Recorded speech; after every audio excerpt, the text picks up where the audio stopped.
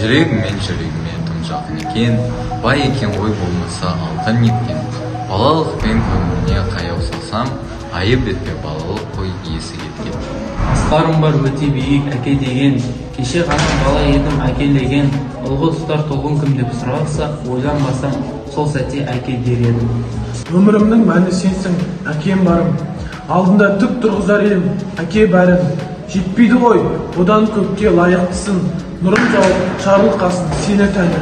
Тәрбиең тек жақсылыққа беттейді, сенсіз деген жолдан тайып кетпеймін. Алтын ұлым деген бірақ сөзіңе, дүниеде ештеңе де жетпейді. Әке деген көк аспан ғой сабырлы, сол мінезбен көркем әрі қадірлі.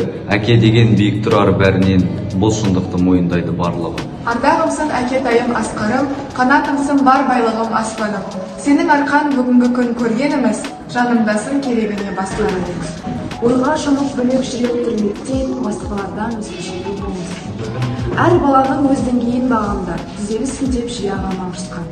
Менің қызым тегін емес дейтұғын, мен де деген қыз болмауға тырысқан.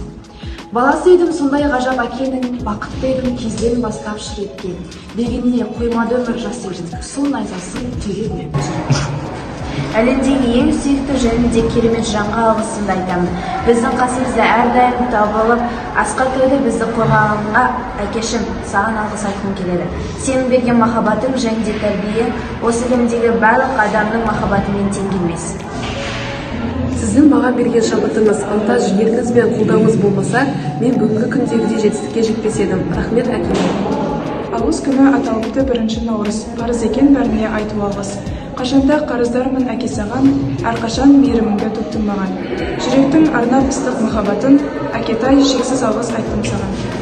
Әкешім асқар тауым мақтанышым, шуақты ақ жүзіне бақтарасың.